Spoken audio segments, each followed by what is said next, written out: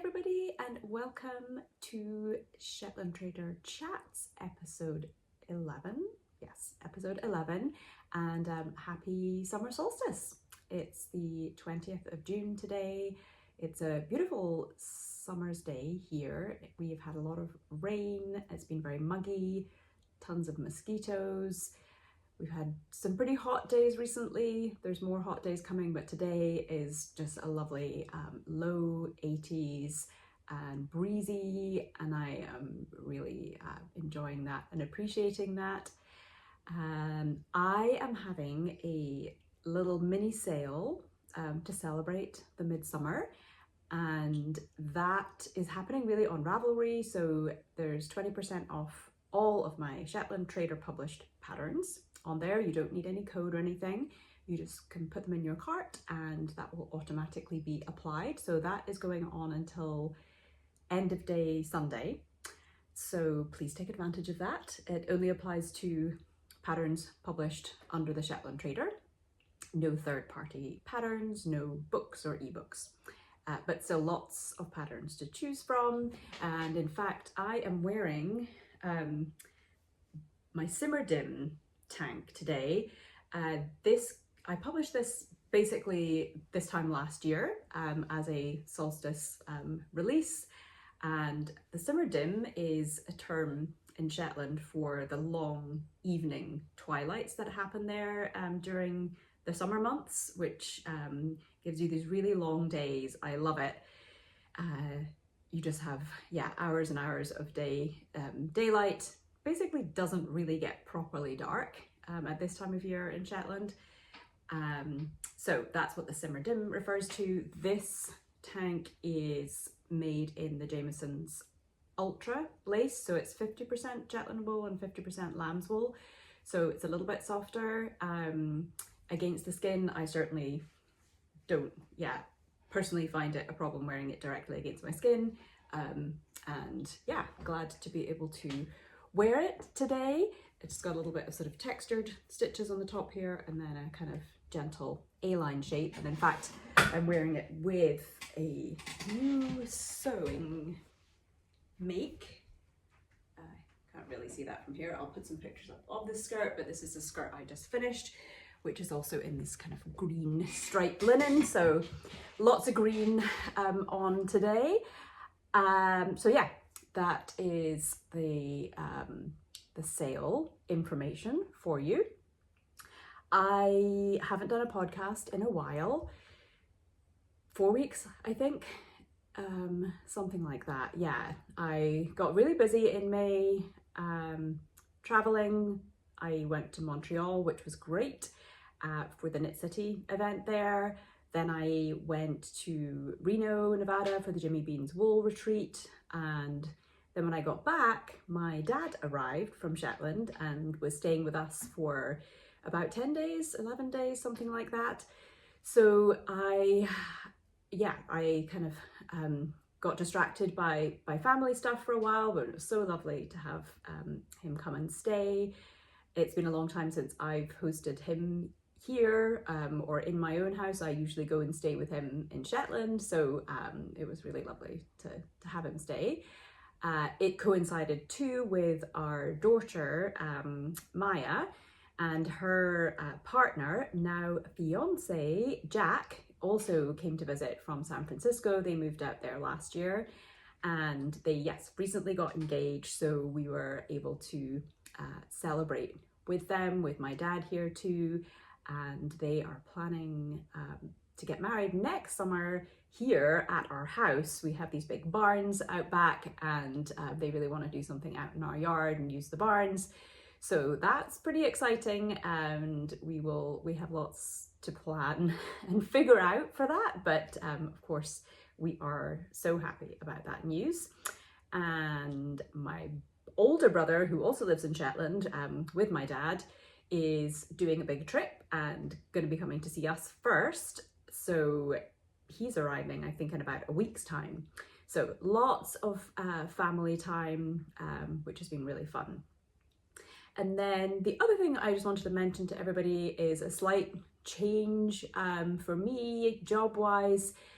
Doesn't really mean anything hugely different for my output as a designer or for the content on here, but I'm no longer the brand director for Simply Shetland. So I think I described that job maybe in an earlier episode, where for the past 2.5 years, I have been in that role, specifically working with the Jamiesons of Yarn distribution here in North America.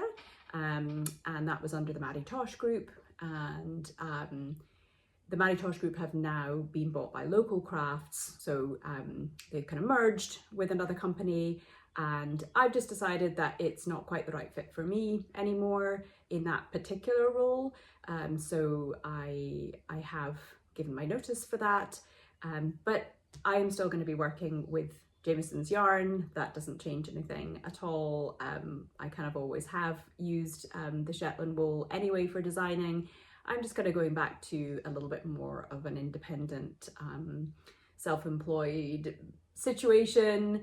And then some other big news is that my husband and I are actually going to go and spend a long extended trip in Shetland this coming year. That kind of all came together just pretty recently in terms of figuring out the logistics of it all, but we are going to be spending about 7 to 8 months there, starting in September. So we are incredibly excited about that. Of course, that is going to mean lots of great Shetland content. You know, I'll be right there and able to provide all sorts of great stuff here on this podcast. So I'm particularly excited about that. But I'm also just excited to have this long stay in Shetland. I obviously go there a lot, and I have spent, you know, many weeks there over the last close to 20 years since my parents retired back there. But I have not spent that long of a chunk of time in Shetland, and neither has my husband. And we have been wanting to do that and trying to figure out a way to do it, and the timing just works out for this year. So we're going for it. I booked my flights, our flights today, so it is happening. And we will also be there for the Shetland Wool Week, which starts, I believe, on September 28th. So that is, you know, that's another bonus. And another bonus is that my sister, who I visited in New Zealand, is also going to be over in Shetland the last week of September. So I get to overlap with her again, which is just amazing. So excited about that. I also have like a little, well, it's not a little, it's a big project, a little secret, that I am going to be working on another book. I'm going to talk more about that in probably the next episode, give you all the details, but it's going to be Shetland focused again, as always, really. And so again, it's just kind of great timing that I get to be in Shetland as I'm working on this. It'll be something that I will definitely share kind of some in progress aspects of as I work on it, because I think that will be really fun for everybody, be fun for me too, to get to share what it is that I'm knitting and working on. But I'll do more of that in future episodes. Although I will just give you a very quick peek of something that I've started for the book. It's kind of hap inspired. You can see the little hap shapes there in the center. That's all I'm going to say about it though right now. I will give you more details and insight, but I'm pretty excited about this particular project. It's a little unusual construction and stuff like that, and a fun way to use up some small scraps as well of Shetland wool, which is always great. And speaking of Shetland and Wool Week and everything, I also did finish the Al Oer Turi. So I spoke about this in previous episodes, talked about how it was a little bit more challenging to pick the colors for this, thinking about the background and pattern colors and how they're interacting. Because it's an all over pattern, that makes it a little harder because you're having to look at different points where colors are overlapping. So you have sort of two diamond shapes that are interacting and overlapping. So it's definitely, yeah, more challenging to pick colors for, but I am really pleased with how this turned out. And now I get to wear it at Shetland Wool Week. The crowns are always really fun. This hat has tassels, and I haven't made those yet, but I think that I will add those on because they look really fun. And yeah, I haven't done that many. I think I've only done one hat with tassels, which was the Norby hat, which I also loved. I did that for Brooklyn Tweed a long time ago, and I did some tassels on that hat. So I will add those in, but that is the Al Oraturi, which is this year's Shetland Wool Week hat. For other knitting, I did make some progress on my Veer. So I have essentially pretty much finished the lower lace portion, and I'm really loving how it's looking.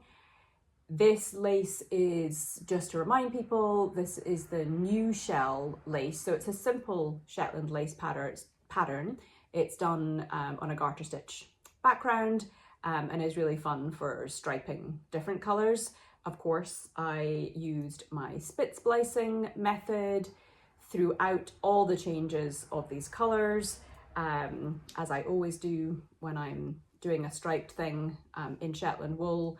I showed that, I think, in the last episode, how I do the spit splicing, and I have other videos for it here on YouTube. So the next part is the Fair Isle part of the top part of the sweater, and that means also that I'll be adding in steek stitches so that I can do that upper part of the sweater and the Fair Isle, and still be working in the round. So yeah, pretty pleased with the progress on that. And again, just to remind people, there is a very, very casual knit along happening for it. I do have a group on Ravelry, and there's a thread on that group where people are sharing about their progress with Veer. And so yeah, if you feel like joining in, it's not too late. As I said, it's a very casual knit along. It's going throughout the rest of this year. Oh, the other thing I wanted to mention is that I have spoken about the Vor neckerchief before. So this was a part of a kit originally that was brought out with Simply Shetland, and we had it in the bags, the custom bags. So this is now available as an individual pattern. So it's also part of the sale that I'm doing, so you can get 20% off of this as well. I just released that as an individual pattern today. This is a fun project for the summer, to just pretty quick. You can make this larger, of course, if you want to, but yeah, it's a nice quick little project for the summer. And again, you do spit splicing to change the colors there, and yeah, a good way of using up scraps too if you have them of Shetland wool. So that is Boar. What else? I have some notes in front of me here so that I try and stay on topic. Let's see. Well, I have been doing a lot of sewing. I'm not going to turn this into a sewing podcast or anything, but sewing kind of has been something that I've focused a bit more on the last few weeks when I've been home, that is. And yeah, I've made a lot of progress with sewing projects. One of the things that I enjoyed making, it was actually a free pattern called the Matchy Tank. And I don't remember when I made the first one, but I made that in a a thicker ribbed fabric, which was actually really good in terms of working with a knit fabric, I had worked with a knit fabric before, but they are trickier to sew with. So this thicker ribbed one had a little bit more stability for attaching the neckband and the armbands and stuff to it. So it came out great. And then I have made 3 others since then. It's a really great free pattern, highly recommend it. And I made the others in different kinds of knit stretch fabrics, and so they were all slightly different kind of experience. The last one I did, that fabric was too thick, so that one didn't really work out, but that's okay. I also have made 2 pairs of Falconer pants now. I don't think I shared about the Falconer pants before. They are a pattern by Helen's Closet, and they have a barrel, well, they have 2 views, I think, but I made the barrel leg shaped view. The first pair I made, I liked them a lot. I made them in a herringbone denim, but the crotch depth or the rise depth was a bit too long for me. So they're a little baggier in that area than I would like. They're very comfy to wear. But when I made them again just recently, I also made them in a denim, but a very lightweight denim.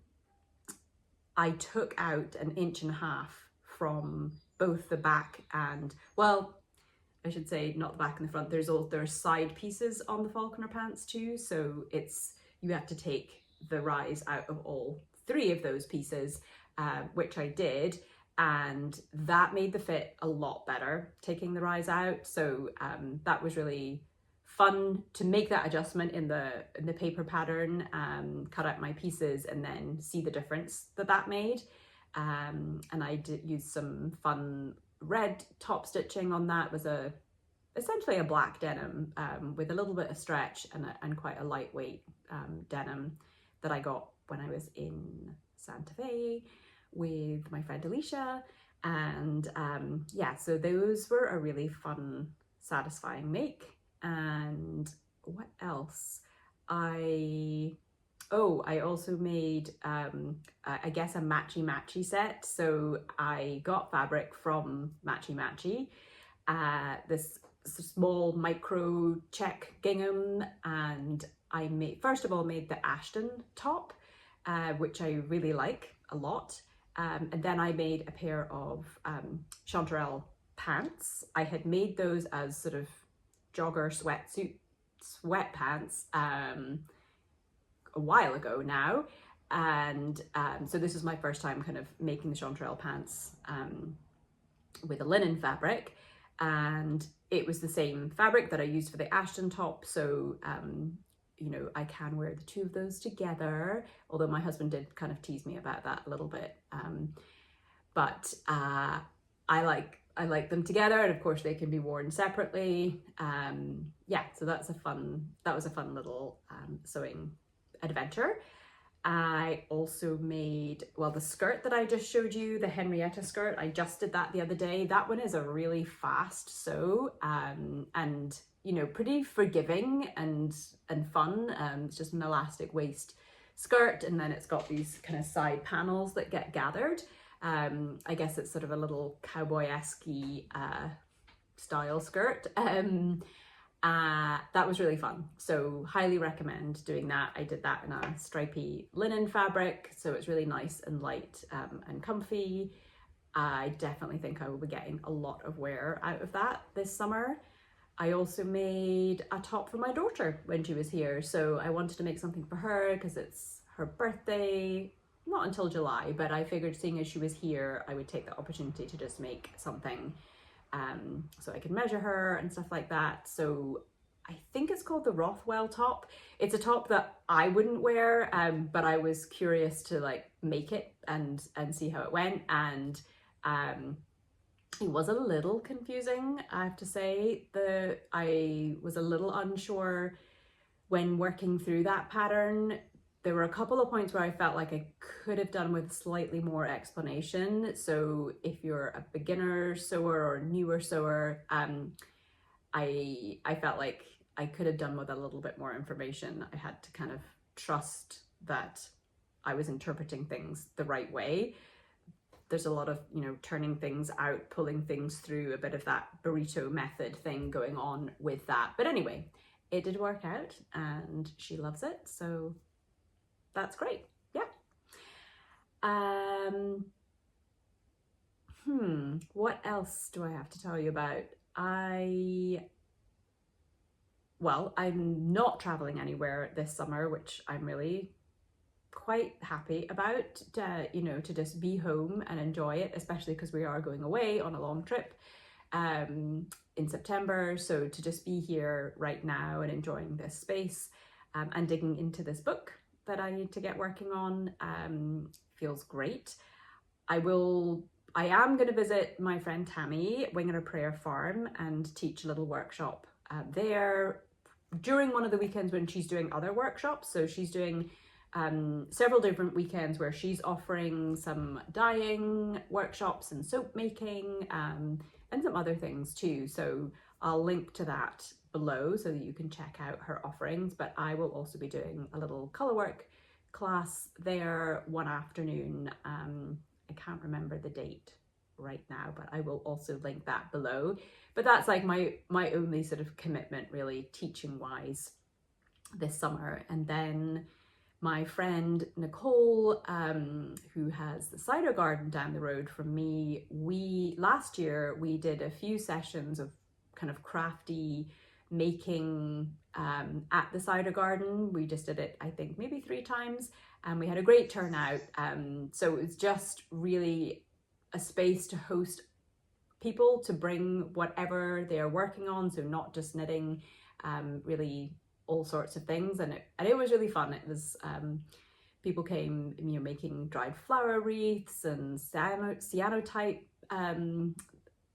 projects, all sorts of things. So we are doing that again this summer, and the first one is coming up this Sunday. So I'm really looking forward to that. And this year she also has somebody making pizza at the cider garden, so that's like a little extra bonus there. Although people bring picnics and stuff like that too to just hang out, and I love that it's just down the road from me. That's pretty awesome. And that is really it for just now. As I said, you know, I am going to be able to give you such good Shetland focused content, especially heading into the fall and the winter. But I will, now that I'm home and getting back into a routine and things like that, these episodes will be coming out bi-monthly, and which was my intention. And I've mostly done that, but with a couple of delays, I guess. So yeah, I will be back in 2 weeks' time, and I'll share more about my book project at that point. And yeah, I'll also be talking more about traveling to Shetland and yeah, Wool Week specific things, you know, too.